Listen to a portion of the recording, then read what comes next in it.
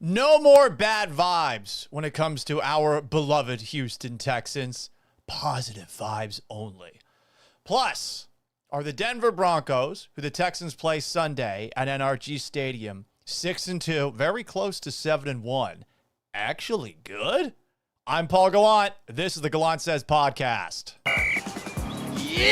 A radio show host in Seattle called Paul Gallant. Paul Gallant's wondering the same things a lot of people are. You are definitely living in the hindsight world today, Paul. Do you feel there's been a consistent theme with the interceptions? I think every interception really has a different story. I was just kind of curious what Paul gets to see. Are you kidding me? Paul Gallant, what the hell is wrong with you? Oi! Welcome aboard the Gallant Says podcast. It is Wednesday, October 29th, live on YouTube at Paul Gallant. Like this video and subscribe if you're a first timer. On Twitch at Gallant Says. Give me a follow, but I'll take a sub. X, Twitter, at Gallant Says Pod, Instagram at Sports Gallant, Facebook at Paul Gallant Sports, and on the TikTok at Gallant Says. It's available after the fact wherever you get your podcasts, Apple Podcasts, subscribe, rate, review, Spotify, subscribe, rate, review. You can join this show live, though, for the best experience Monday through Friday, noon Central Time, give or take, and occasionally after major Houston sporting events. If you want to cut me off mid-thought, the best way to watch this show, I've told you once, I've told you twice, I've told you a million times, is on YouTube. Super chat me, baby, and I'll play this. But I will eventually get to your comments, which you can leave the old-fashioned way, gallantsays at gmail.com. Phone call, 281-836-3912 to leave a voicemail. You can also send a text message there. The Texans played up to their potential Sunday against the banged-up San Francisco 49ers in the same way they played up to their potential against the banged-up Ravens. What did we learn in those two games? It's really just this. The Texans should beat the teams they're supposed to beat. Sunday's going to be an entirely different story. The Broncos' defense is great. It's right up there with the Texans as the league's best. And while you might not be sold on who the Broncos have beaten this year or on Bo Nix, a Sean Payton coached team isn't to be taken lightly. I think that the Texans are favored to win on Sunday. I think the spread's less than 3. A sign of respect to the Broncos, who do not have Patrick Surtain. There's going to be a lot of Broncos fans at NRG Stadium Sunday based off of past Texans-Broncos games. They travel well. It's a cheap flight on Southwest from Denver to Houston. I say all that to say I really do not know what's going to happen Sunday. I think any expectations of a Texans victory are cocky. And I'm realizing as I say that right now, that's not positive enough. And I'm sorry. I've tried to be positive. And you guys all know that I'm probably the most positive sports talk show host in the city. I've built a brand on that. I mean, whenever things are not going well, we even have a radar that tells us whether or not things need to be perked back up. Bad vibes alert, man. Bad vibes alert, man. I mean, we've had a lot of bad vibes of late. We got to stop. I mean, you heard D'Amico Ryans. So much talk about the negativity. Lots of talk about the positivity should be happening right now. They just won a game. And you might think I'm being sarcastic right now. First off, when have I ever been sarcastic? Second of all, whenever you're not feeling super perky, you should do what I do. You should sing a little song, right? Want to sing a little Bing Crosby? You've got to accentuate the positive, eliminate the negative. Latch on to the affirmative, don't mess with Mr. In Between.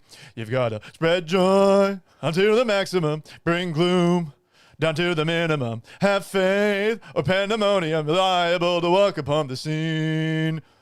You know? You got to accentuate the positivity.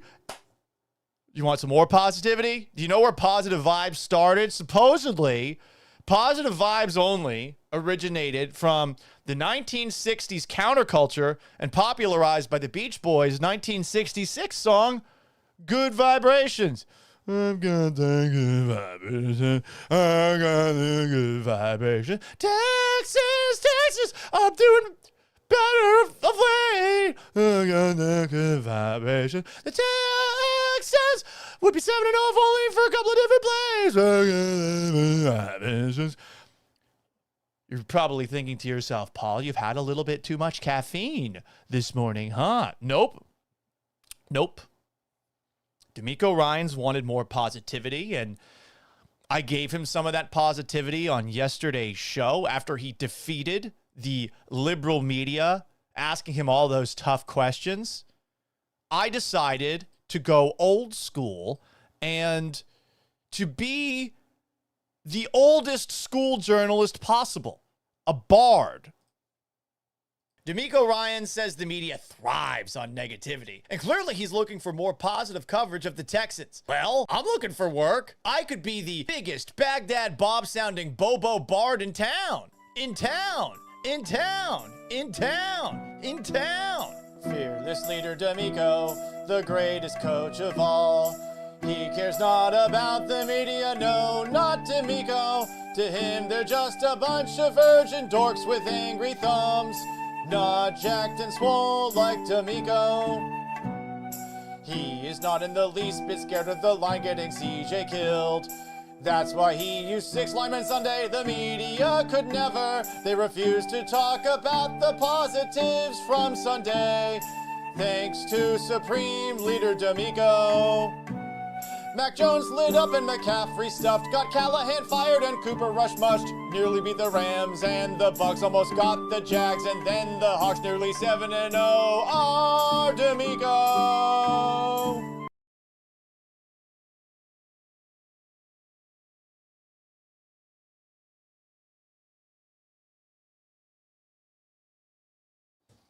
So I played that on yesterday's show. I did post it on X.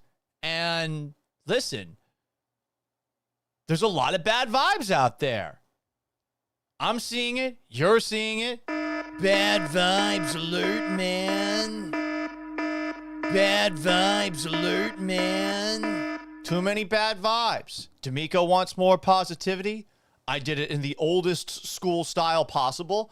And I mean, hell, I could go slightly newer school when it comes to positivity, introducing a new character to today's show. This is the Texans Minister of POSITIVITY. We all know the Houston Texans are just a couple of plays away from being 7-0. But here's some information that the liberal media doesn't want to talk about. Many are saying the Texans defense is like the '85 Bears defense. Did you know the Texans are number 1 in points per game by nearly 2 full points over Kansas City? Number 1 in yards per game, 5th in yards per play, number 1 in EPA per play allowed, and number 1 in quarterback time to throw. On top of that, they're number 3 in pass rush get-off, and number 3 in light box percentage, which means they have the 3rd heaviest box. Offensive coaching legend Kyle Shanahan admitted the Texans defense kicked their ass on Sunday, while Mac Jones, who's faced this defense 3 times in the last calendar year, also said it's the best defense he's ever seen. But you already know about the defense. Let's talk about the offense. Did you know that C.J. Stroud had the number 1 EPA in the National Football League Sunday? And that he completed 14 of 15 passes for 196 yards and 2 touchdowns on in-breaking routes? It's the best game he's had since his rookie season. Texans legend Dan Orlovsky even signed off on that. By the way, C.J. Stroud is on pace to double his career high in scrambling yards.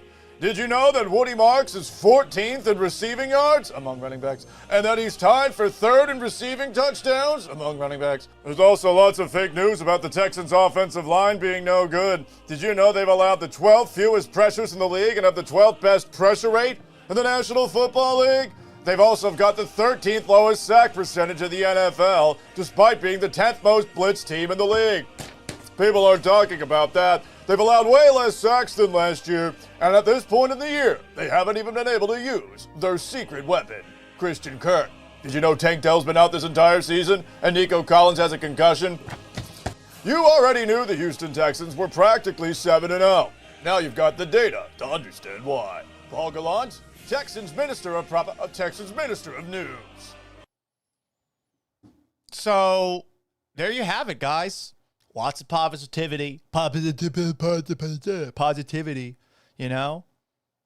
The microphone was muted for 5 seconds. Didn't even spike a coffee mug. Stuttered all over myself. Also didn't spike a coffee mug. I'm really being positive here. And you might be thinking to yourself, Paul, a lot of the stats you listed are like real stretches. First off, go fuck yourself. Second,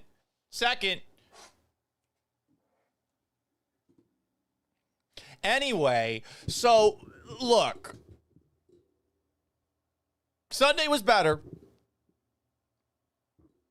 And hopefully this Sunday we'll continue that. I really don't know if it would. Let's read some of your comments to open up the show. The most interactive podcast on 5 to 6 different platforms at the same time in Houston, Texas at noon? Right? Is that what this show is? We got to think of something else. You could say most interactive podcast in Houston, I guess. Shout out to BGHTX, who is being positive and kissing my ass when it comes to me being funny. I appreciate that. And actually, we'll just play the old Horatio Kane from CSI Miami drop. I gotta say, thank you for saying that. I need validation. I did stand-up comedy once. I opened for Donnell Rawlings and I bombed. All the jokes were about how people think I'm gay. And I guess people were uncomfortable with it. I nailed all the jokes, I thought. But like any person who's been on stage, like I live for your claps. I'm like Tinkerbell. Twinkerbell, I think many would call that. Right? Because, Paul, you look like a twink. That's not being positive, though. That's not being positive. But, yeah, I appreciate that. Not even kidding. One time when I was up in Seattle, the person who was my boss in the middle of a meeting said, "You're not funny." And I'm not going to lie. I think about that all the fucking time. Not from a fuck that guy perspective, but more from a, is he right? Maybe I'm not funny. Maybe I just think that I'm funny and I do a show that makes me laugh, but nobody else laugh. Could be that. What other comments do we have here? BGHTX also says positive. Did you hear D'Amico? Nobody talks about the positive. I just did. I'm going to be the biggest bobo in town. I did this with the Astros and Dusty Baker. There were so many people who got mad at Dusty Baker and blamed Dusty Baker for all the Astros problems. Well, I'm going to be the biggest D'Amico stan there is now. You might think I'm doing it sarcastically as a bit. Maybe I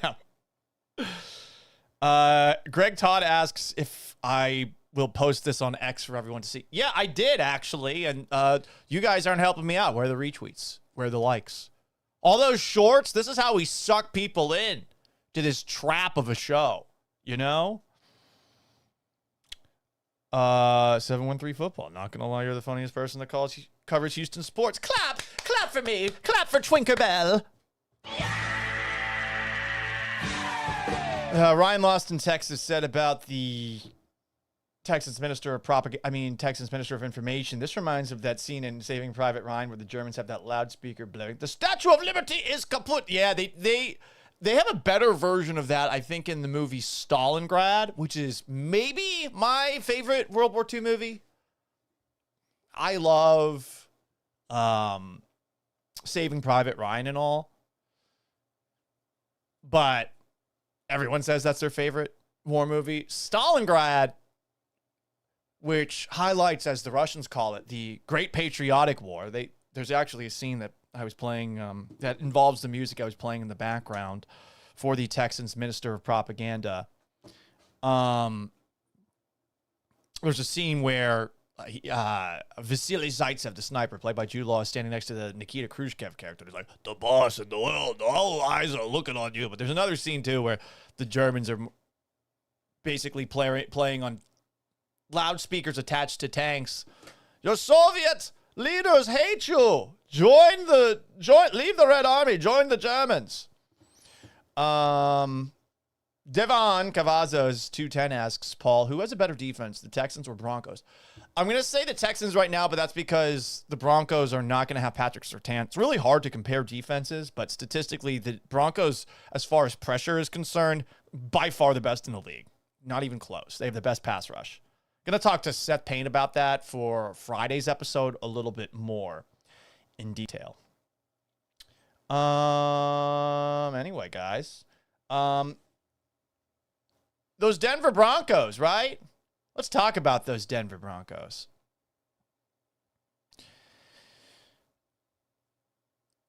I've seen a lot of Texans fans doing this kind of spin zone about some of the best teams in the league right now, where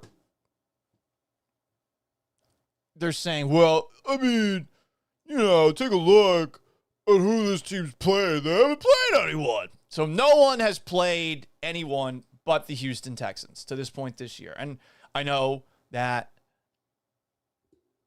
might not be factually true, but nope. Again, I'm the Houston Texans Minister of POSITIVITY, and that's true. D'Amico has said that they were close. I believe him. I believe everything our fearless leader says. They have been close in football. It's a game of inches. So, I mean, they could be 7-0, and they've had a tough schedule. They played the Rams week 1, who almost beat the Super Bowl champion Eagles in the playoffs, came closer than any team. The Bucs, who, at least until the Mike Evans injury, some were saying is the best team in the league. They lost to a Jaguars team that's, at the very least, respectable this year. And they lost to a Seahawks team that's heavily slept on. Took care of business against the Titans, who stink. Took care of business against the Ravens, who have been bad and are very injured. We'll see how they look with Lamar Jackson back in a very favorable back half of the schedule. And, of course, they took care of business Sunday against the San Francisco 49ers. They're 3-4. The Broncos, meanwhile, are 6-2. They are very close to being 7-1. Are they good? I'm not going to watch the film. I'll leave that to the people who actually know what they're fucking talking about when they watch the film. On paper, the Broncos are really fucking good defensively. They're number 1 in the league in pressures. Did you know the Colts are number 2? Number 1 in the league. They have had pressure on 45.9% of their snaps. That is far and away tops. Pretty insane. They're number 1 in the league in sacks by 10. Sure, they have 36, and not every single team has played in 8 games. But, I mean, that's still really fucking impressive, much like the Texans' points against statistic, which is almost 2 less than the team with the second best scoring defense, the Chiefs, by the way. It's really damn impressive to have that many more than the rest of the league. They're number 1 in yards per play allowed. Statistically, it's the best defense in the league. Offensively, I don't know what to make of them. They scored 77 points in the last 5 quarters, but they didn't score a point in 3 quarters against the New York Giants, who have a terrible defense. Those 77 points came against the Giants, 33 in the 4th quarter, and then 33 points in the 4th quarter against the Giants, and then 44 against the Cowboys, who have an awful defense, to the point where Brian Schottenheimer was calling them out, the Cowboys defense, after the game, saying we're going to make some serious changes. Denver's offense is 9th in yards a game. I think yards are an overrated stat. On the ground, I think what's noteworthy is their offensive line's doing a hell of a job. Number one, I think the Broncos are top 10 in the league when it comes to yards before contact on the ground. And when it comes to protecting the quarterback, Bo Nix has been sacked just 8 times in 8 games. He's tied with the now benched Russell Wilson for fewest times sacked among qualified quarterbacks. And he's the second least pressured quarterback in the NFL. That offensive line is really good, just based off of that data. But is Bo Nix good? We all watched Bo Nix in college. What an experience that is. Extreme highs, extreme lows. And that's been consistent his second season in the league. He's been way better at the end of games than at the beginning of games. Case in point, how he looked against the New York Giants in the fourth quarter and how he looked against the Philadelphia Eagles in the fourth quarter.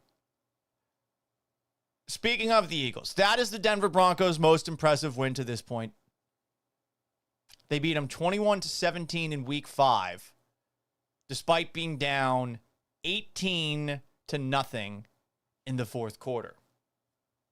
It's an impressive win, even if the Eagles have some issues that they're looking to fix. I wonder what's going on with A.J. Brown. The other 2 teams that are considered good that they played were the Indianapolis Colts in week 2. They lost that game 29-28. But you can put an asterisk, if you want, next to that win for Indianapolis because there was a personal foul called on the Broncos because a Broncos player, he shouldn't have done this. This is against the rules. Everyone should know better.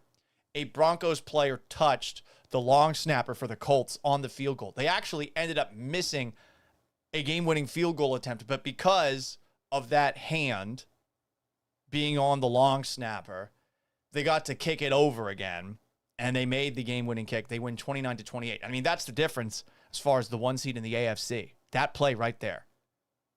Colts are 7-1. Broncos are 6-2. So they almost beat Indy. Indy was able to make things happen offensively against them. Colts offense, somehow, the best offense in the league this year. It's mostly Jonathan Taylor tailback, but you've also got Daniel Jones doing really well. And the other game that the Broncos played a good team, the Chargers, a healthier Chargers, they lost that game 23-20. But since then, they won every single game after that 1-2 start. 5 straight wins that aren't particularly impressive. They just blew out the Cowboys 44-24. They blew out the Jake Browning-led Bengals 28-3. And they've had 3 close wins over bad teams. They opened the season with a 20-12 win over the Titans. They could have won that game by more for what it's worth. If you go back and look at the fourth quarter, they got stopped on 2 4th downs while going for it. Zero respect for the Titans offense in week 1. They beat the Jets in London 13-11. This is the game where Justin Fields had 11 yards passing. Maybe that's the game he was thinking about while he was crying in his closet, as he shared while saying, "I'm going to be vulnerable with you," with the media. You know, the mental health stuff, I think those of us at the liberal media are going to be nice to a guy who opens up, but a locker room's going to think that shit's you know what. And then, of course, they had that dramatic win over the Giants where they scored all 33 points in the fourth, but they were down 19-0 entering the fourth against New York. So the resume is an interesting one. If you want to argue that the Broncos have played nobody, you would be wrong. They've played some good teams. They just haven't played many good teams of late. They have a great defense. Their offensive line seems to be really good. And I really don't know what to make of Bo Nix. I think he is a guy that can make some crazy shit happen. That's good. And I think he's also a guy who can completely submarine your team's chances on any given Sunday. And it's really a flip of the coin of what quarterback Bo Nix will be. Can the Texans defense bring him way down to earth? For sure. Can they force takeaways? Can they score on those takeaways since points are going to be at a premium against a defense like Denver? You'd hope so. These are similar teams, despite the difference in records. Two great defenses. One offense with a great mind and a quarterback who's up and down. Another offense with a positive vibes only, with a growing mind and a quarterback who certainly is talented, but has not been as consistent as we'd have liked and has really struggled until last Sunday, and I guess against the Ravens as well, to be the quarterback he was his rookie year in C.J. Stroud. Similar teams. Texans have the edge at quarterback. Going to be very interesting to see what happens on Sunday. I do think the Broncos are a good football team, for what it's worth. Let's read some comments. On YouTube at Paul Gallant, like the video, subscribe. Ian Lindblom asks, is this a must-win game for the Houston Texans? I don't know if it's must-win, but I definitely think that if you're going to win the division, it is. As far as getting fans to care, you have to win this game, because it does feel like apathy has set in the fan base, even with the win over the 49ers.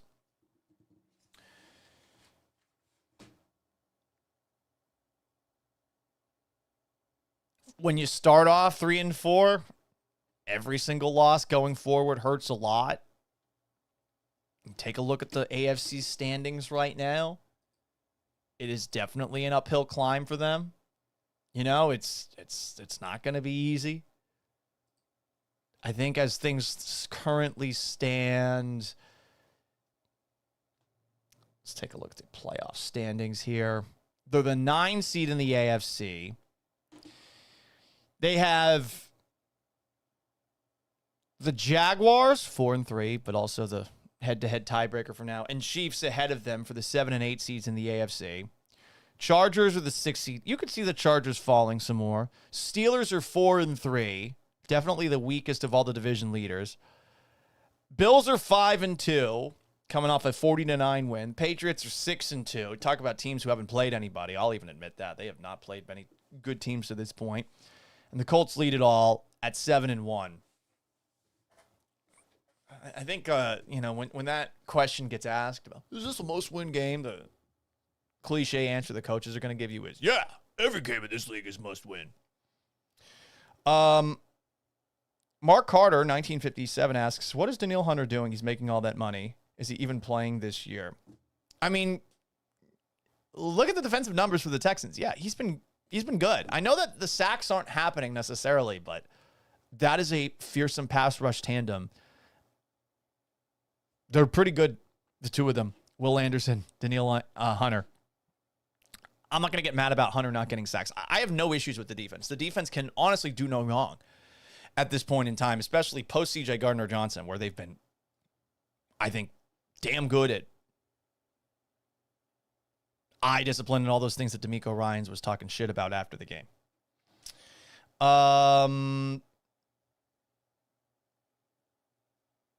Let's get some more comments here.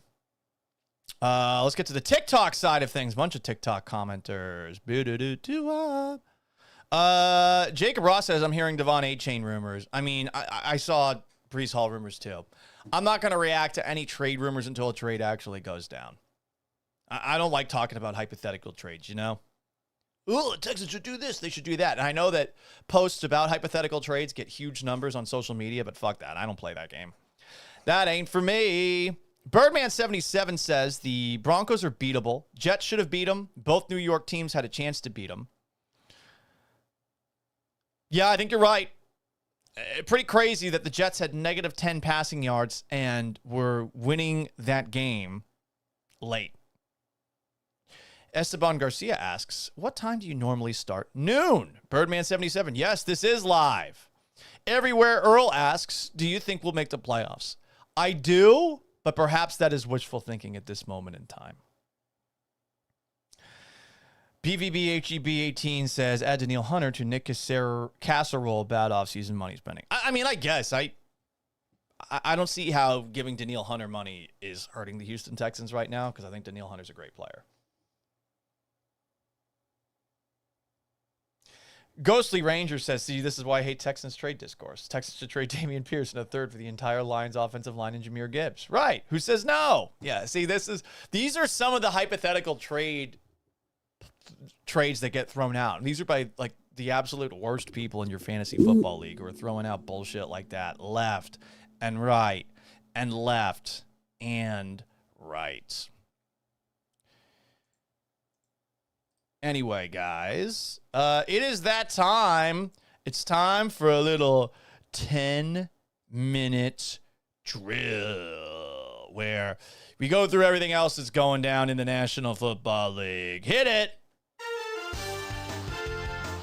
So much like a lot of people are saying the Indianapolis Colts haven't played anyone, or excuse me, the Denver Broncos haven't played anyone, a lot of people are saying that about the Indianapolis Colts. Paul, do you know what to fucking read? No, I don't. We're bringing down the vibes of the show. The Colts not having played anyone. Semi-fair argument. They beat the Dolphins. They did beat the Broncos, but you can put an asterisk next to that win over the Broncos, given the way that it ended. It was a close game, whatever the case. Smoked the Titans twice. Lost to the Rams. Beat the Chargers. Beat the Cardinals. Beat the Raiders. The rest of the way, their schedule, at the Steelers, the Falcons. I think that's the game in Germany. Bye week. At the Chiefs, Texans, at Jaguars, at Seahawks, 49ers, who you would think would have Brock Purdy back by then, Jaguars, at Texans. That's a tough schedule to end the year, and Shane Steichen even acknowledged it, saying we have to play our best football the next 2 months. There's also a lot of talk about Colts owner in principle, because it's 3 Irsay daughters who are running the show, but she seems to be the one running things the most. Carly Irsay Gordon. This post popped up on my For You today. At Adam the Bull, who's from that really insufferable Cleveland sports show that popped up a lot when they traded for Deshaun Watson, thinking what a great trade it was for the Cleveland Browns. Adam the Bull, the white knight of the Cleveland sports show. The sexist male posse was going for blood at the beginning of the season. Now she owns the team with the best record in football, so these pathetic losers just have to sit and wait, hoping the Colts lose early in the playoffs. I responded to that saying, the Browns could have hired Condoleezza Rice as head coach and didn't. You did nothing then, Mr. White Knight. And here he is. You know, while a woman who is going viral for being on the sideline with a headset is making waves. I wanted to make fun of this so bad this year. I say that because I hate meddlesome NFL owners. I really do. And an owner being in everyone's grill like that, when things aren't going well, that will be shit on. While things are going well, it is being praised. I'll give her this. She's hands-on. Doesn't seem to be a Lucky Sperm Club member. But I was really hoping if the Colts season didn't go so well that I would be able to make fun of it this year. Because I hate the Colts. That's really it. I just hate them. I hate them having grown up a Patriots fan. And I hate what they did to Tom Brady. Gets smoked in a game where you give up like 5,000 yards rushing. Oh, the balls are deflated. Bob Kravitz. I'm going to run with some fake news and get Tom Brady suspended as long as Ben Roethlisberger did for dragging a woman into a stall in Milledgeville, Georgia. Look at me. I'm not linking Carly Jean Irsay to the winning. I think Shane Steichen is a really good coach. I think Jonathan Taylor, tailback, is an awesome running back. Arguably the best in the league. Jahmyr Gibbs, maybe you make a case for him. And I do not know if Daniel Jones is going to be able to keep this up all season, but he deserves a lot of credit for it. Steichen's a hell of a coach if he was able to almost get to the playoffs a couple of years ago with Gardner Minshew under center. I mean, they came close to beating the Texans that game. 4th and 1. The play was there, but Jonathan Taylor was off the field. They threw it to some rando, and he dropped the ball. That was it. Texans end up winning the division on the last day of the year after the Jaguars collapsed down the stretch. Colts haven't played anyone. Broncos haven't played anyone. Patriots haven't played anyone either. Are they selling at the trade deadline? They traded Kyle Duggar and Keon White to the Steelers and 49ers, respectively, for 6th-round picks. The Patriots' schedule, to this point, I am very willing to admit, as easy as that of Indianapolis, with the only difference, they beat the Buffalo Bills. But they lost to the Pittsburgh Steelers, who are looking pretty sus. And they also lost to the Las Vegas Raiders. But they also are, like the Broncos, in the midst of a 5-game winning streak. Beat the Dolphins, Panthers, Bills, Saints, Titans, Browns. Easiest schedule in the league. Rest of the way, Falcons at Bucks. Definitely their toughest game the remainder of the year. A Thursday nighter against the Jets. At the Bengals. Home against the Giants. Bye week. Home against the Bills. That'll be tough. On the road against the Ravens. I think that'll be tough. And then they wrap up the year at the Jets and then the Dolphins. So some teams have some really easy schedule in the AFC, and they're taking advantage of it. And there's no denying how awesome Drake May's been. By the way, for all the Cougs out there, our beloved Cougs, Marcus Jones, dude. Patriots captain. He signed a 3-year extension. Dude's fucking awesome. Let's keep rolling through what's going down across the National Football League. Tank Dell, he turned 26 today. Does that make you feel old? Pretty crazy to think that he is 26 years old now in his 3rd NFL season. Especially coming off of all of the injuries that he suffered. Ex-Houston Texan C.J. Gardner-Johnson has now been with 1/8 of the National Football League in this calendar year. He signed with the Bears. So just this year, and he's on their active roster, he's been with the Super Bowl champion Eagles, Texans, Baltimore Ravens practice squad, and Bears. Since joining the league in 2019, he's been on 6 of 32 teams: Saints, Eagles, Lions, Eagles, Texans, Ravens, Bears. Oof.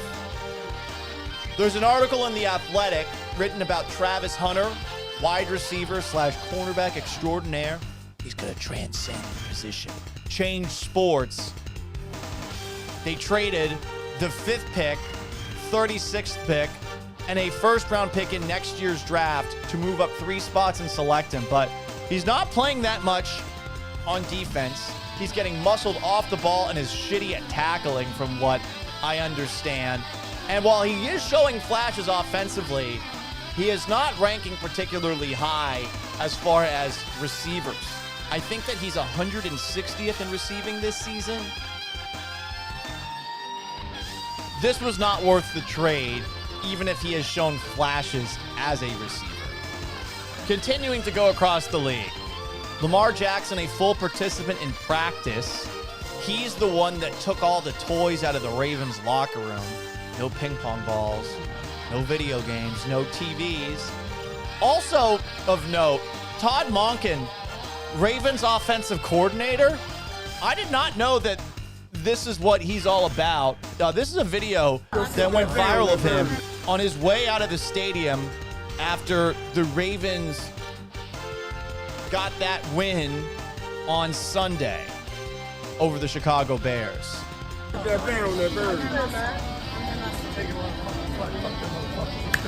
Yeah, Todd, I believe in you. Yeah, I gave you a chance. I believe in you. I believe in you. He's cool. The fans like him. I guess he said there, I've taken a lot of fucking flack. Fuck them motherfuckers. A Bill O'Brien kind of interaction with the fans, except for appreciating the support, you know? More across the National Football League. Jaden Daniels expected to practice today. Dime 628's bringing up as far as the Houston Texans. Nico Collins and Christian Kirk at practice today. Jacob Johnson might be coming back too. Let's go!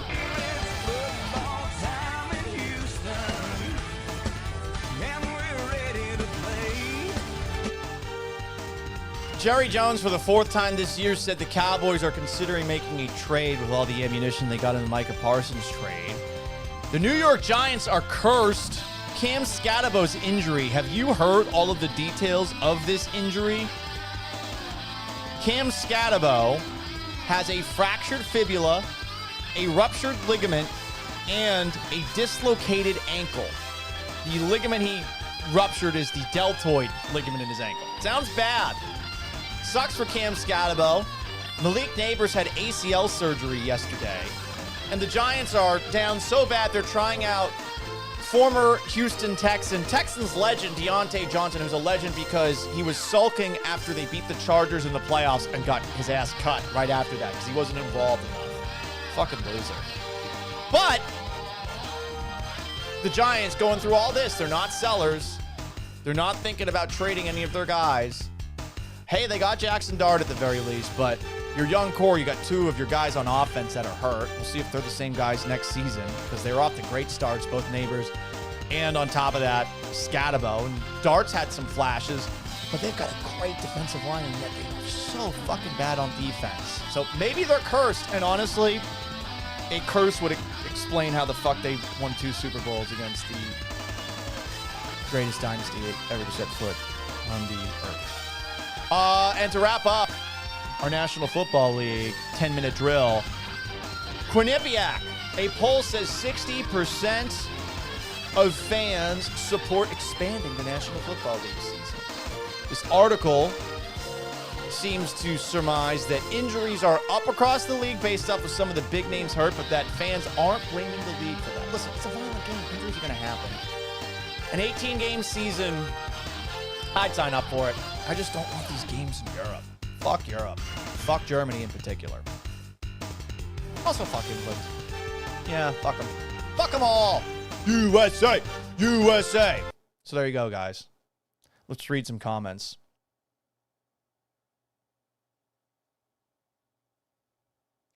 My girlfriend disagrees with me when it comes to Carly Jean Ursay. I think Paul is being a hater. I like her, but maybe it's because I'm a woman. From what I've heard, she's not on the sidelines bothering them and being a micromanager. She is just listening and learning exactly what's going on. She's not listening to hearsay and others' opinions and is actually basing her decisions on what she witnesses herself. After all, owners are the ones who make major decisions at the end of the day, and you want them to be informed. Love you, babe. All of those are great points. All of them. And yes, you are right. I am being a hater. Fuck the Colts. Fuck them. Jim Irsay was fun. Jim Irsay was very cool. Reached out to our friend Vanessa when her father passed away. He seemed to have a charm about him and an everyman nature to him, despite being a member of the Lucky Sperm Club, that a lot of owners across the league do not have. So you give him some credit on that front. He certainly was fun. That's for sure. His dad, Dick, stole the Colts from Baltimore in the middle of the night in Mayflower trucks. To see an owner this active, figuring things out on the fly, great. However, and I'm just talking as a hater, if shit was hitting the fan this season, I would be making fun of her being on the sideline. I don't think she's a part of the success. If they were failing, I wouldn't think she's part of the failure either. I just wanted something to make fun of with the Colts, who I hate with a passion. Fuck them. Cut that meat. Cut that meat. I say that because growing up a Patriots fan, the Colts were the only real rival in the AFC to the Patriots. It was a very one-sided rivalry at first, but then eventually the Patriots blew a 21-3 lead in the 2006 AFC Championship game, and Peyton Manning got to his first Super Bowl and won his first Super Bowl, and his only Super Bowl in Indianapolis, because they lost the other one to the New Orleans Saints, which was awesome.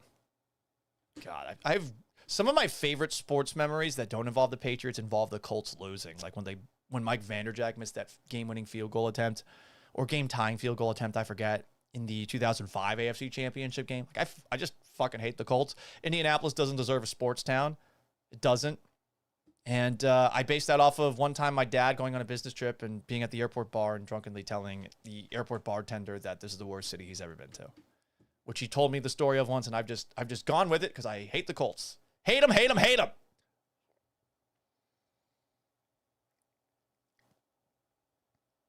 What other comments do we have here?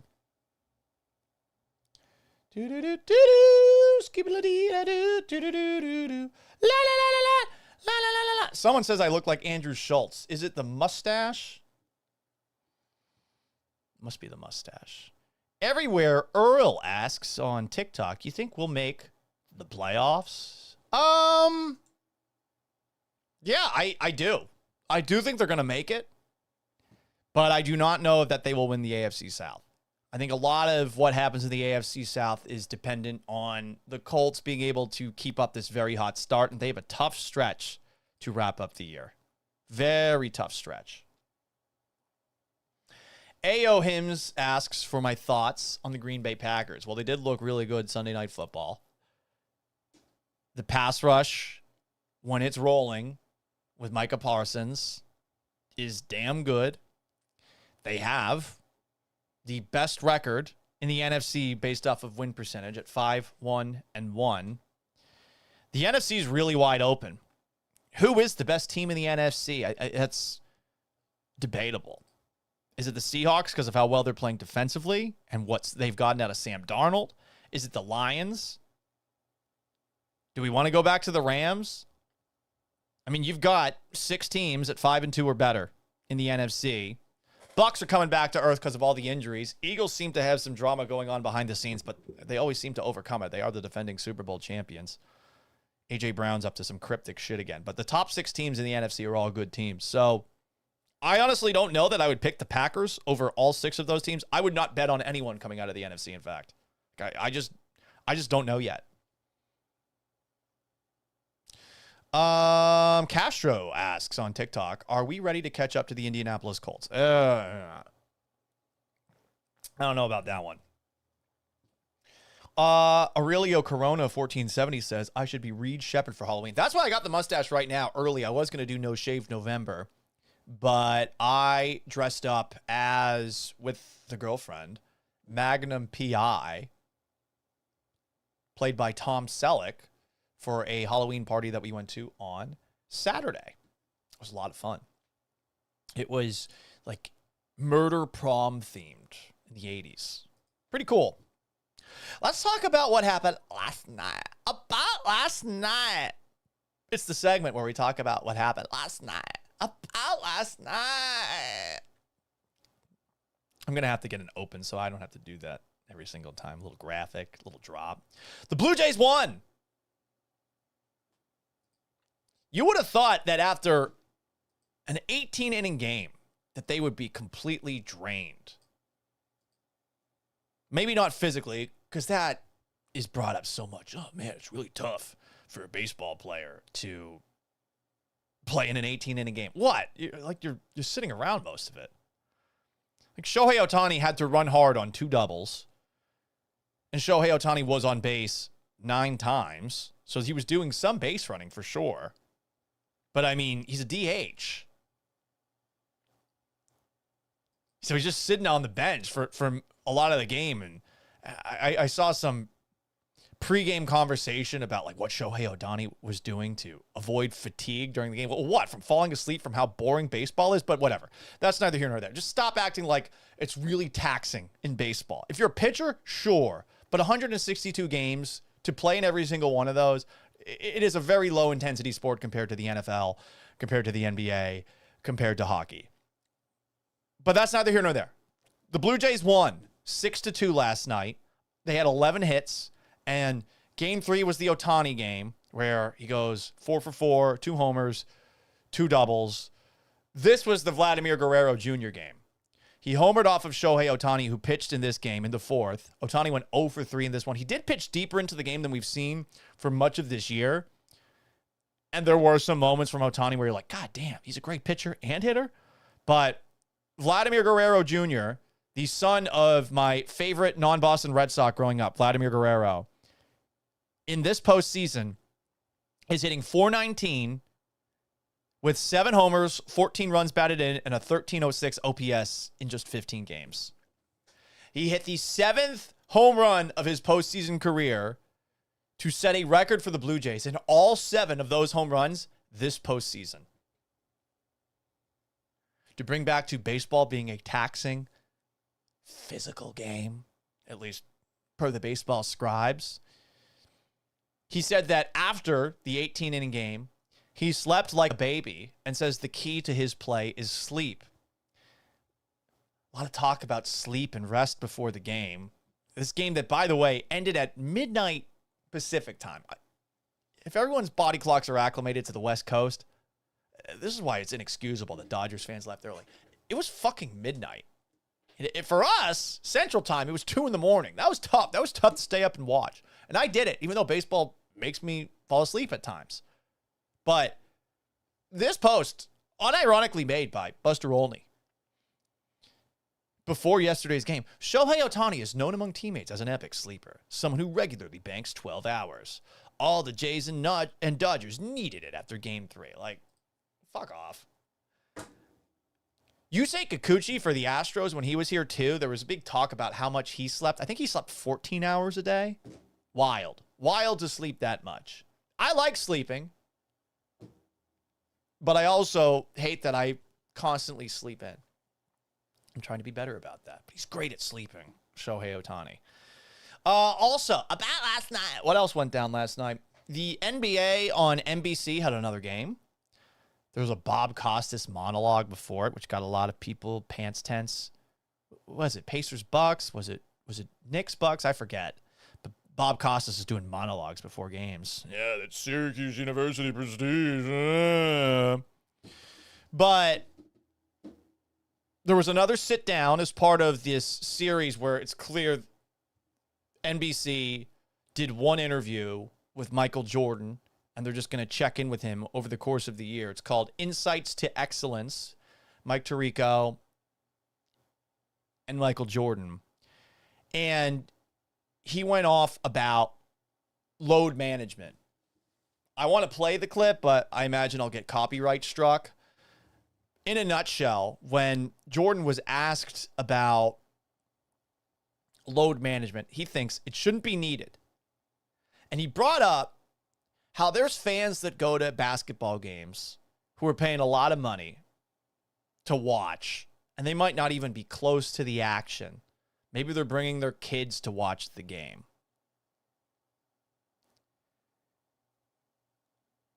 And he felt an obligation to perform for those people, either to show them that he was the best, or if they hated him, to shut them the fuck up.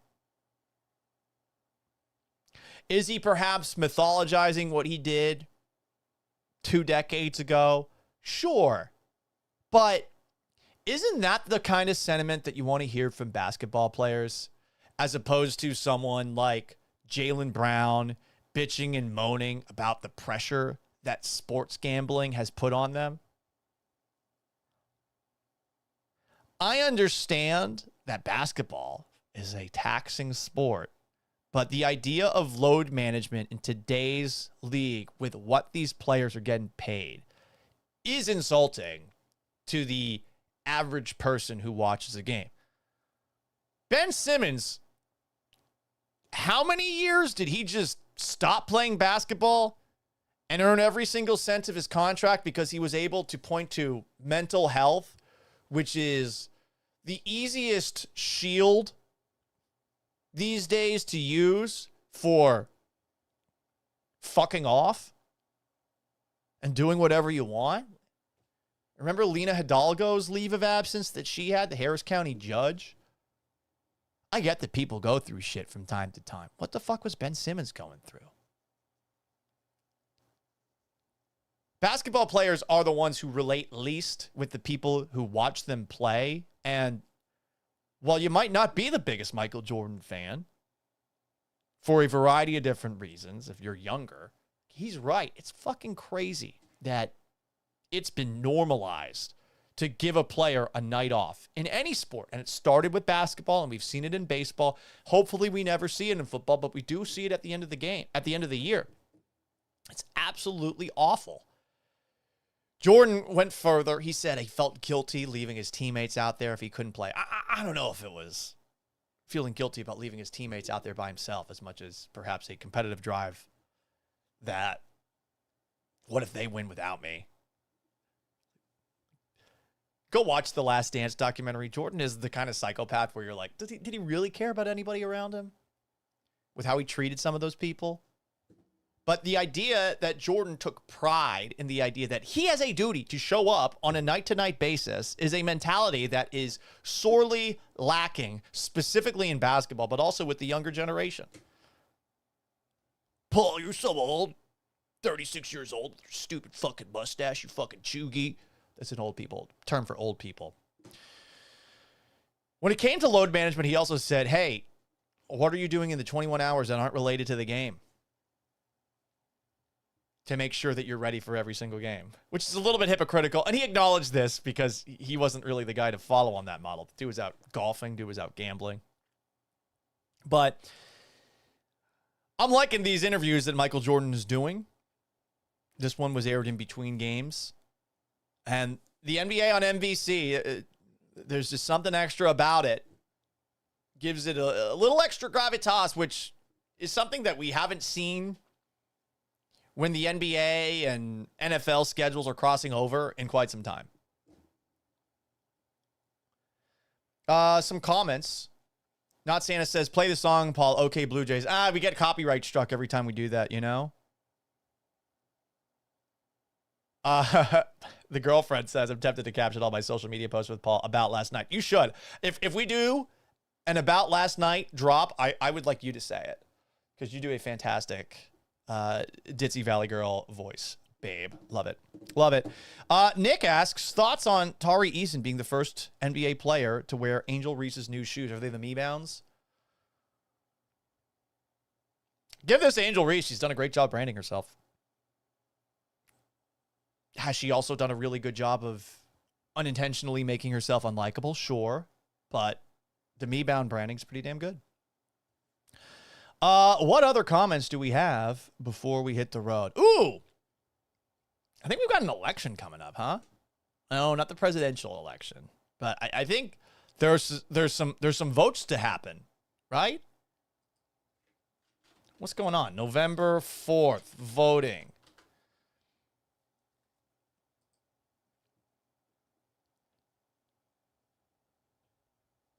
So there's no national or federal elections scheduled for next Tuesday, but there are going to be elections in a bunch of states across our country. So why not talk a little politics? My team's the Republican team. Go team. My team's the Liberal team. Go Liberals. Let's talk a little bit about it. You know, for all the talk about no kings, could we instead have a movement towards no career politicians? So, I'll be honest. I have no idea where this woman is a congresswoman. But I do know that she's 88 years old. 88-year-old congresswoman Eleanor Holmes Norton is suffering from dementia. This is something that was exposed in a police report because she was scammed out of $4,400. What kind of scam was this? A story posted by NBCWashington.com.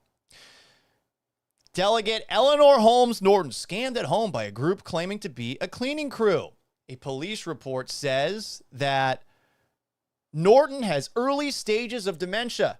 Her office pushed back, saying, quote, the medical diagnosis included in this police report was based on an assumption the reporting officer was unqualified to make. She is the representative for D.C. who does not get to vote, I guess, right? Is that how it works in D.C.?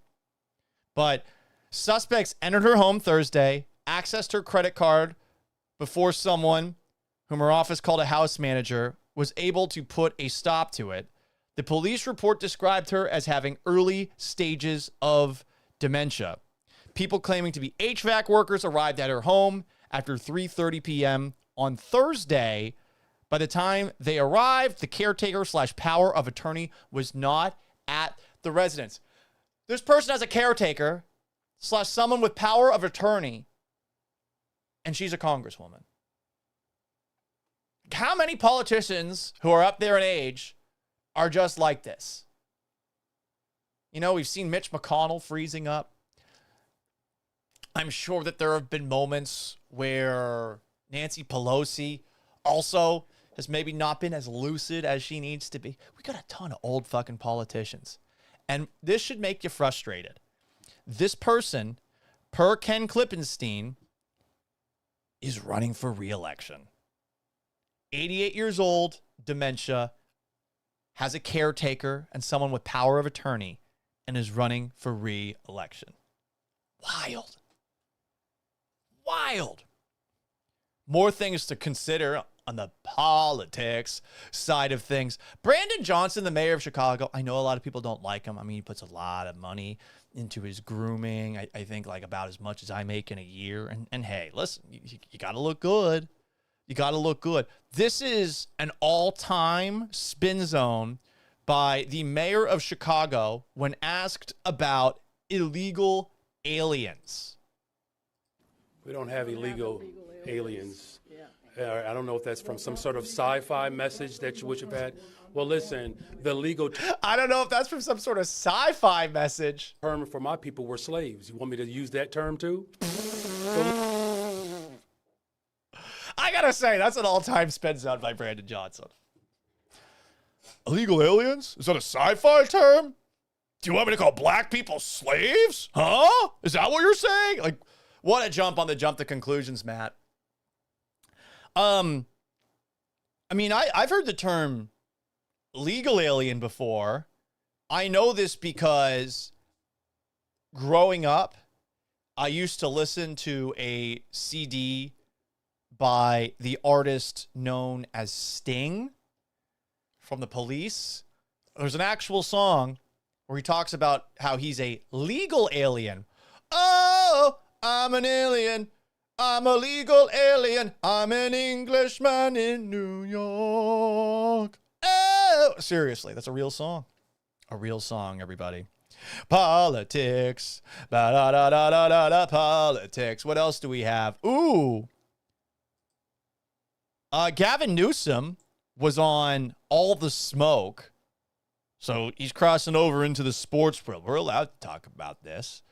The governor of California, who is very clearly paving the way for a presidential run. This guy believes in less than nothing. It's just an empty husk of a human being who had all sorts of ridiculous draconian measures that were in California while he was the governor that he now seems to be ignoring entirely while he attacks President Trump. This guy, born into wealth, I believe he is from the Getty family.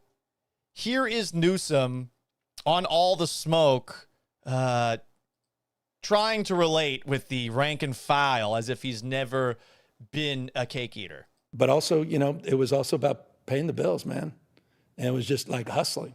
And so I was out there kind of raising myself, turning on the TV, started, you know, just getting shout out to him turning on the TV. Obsessed, you know, sitting there with the, you know, the Wonder Bread and 5 stacks of, it's you know, like the White Stack 5 story.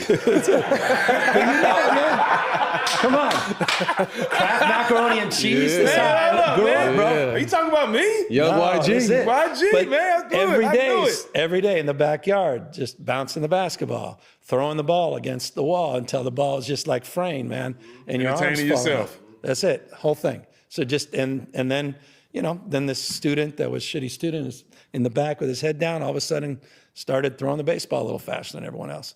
And started, you know, make a few free throws because I was sitting there practicing 500 of them every damn night. And in high school, I look up in the stands, my dad's back up there. Okay, dope. And it's like, that must be nice. Man, and then he's bringing his friends and you're captain of the team and you're like, gee, you know. He's trying to be relatable. Look, he probably was a pretty good athlete.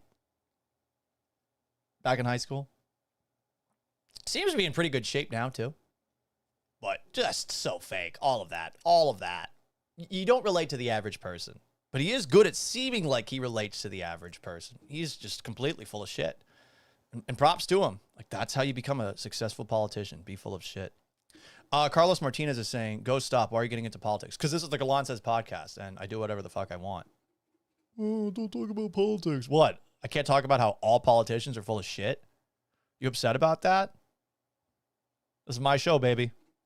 We go all over the place. Tune in at noon for the sports, but towards the end, we drift into other directions. Bot906 says on TikTok, we need a win this Sunday. Go Texans, you're right. Edgar asks, who would you rather trade for? Breece Hall, TJ Hawkinson, or Dexter Lawrence? Hawkinson, tough to find a good tight end. Would be nice to have more tight ends, especially so if the Texans want to continue to run this heavy offensive line thing they've been doing with 6 offensive linemen. They could also maybe put in extra tight ends. Right now, it's just Dalton Schultz, you know? Omar F says that Gavin Newsom looks a little bit like Pat Riley. That's not too far off. Certainly not. Anyway, guys, that's going to wrap up today's edition of the Gallant Says Podcast. Appreciate you tuning in however you did. On TikTok at Gallant Says. Like this video, share with a friend if you could.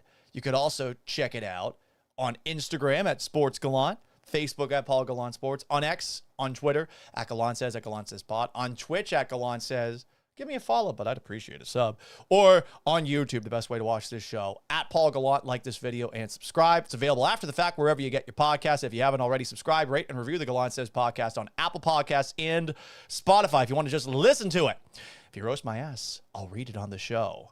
Until tomorrow at noon. Farewell and adieu to you fair Spanish ladies.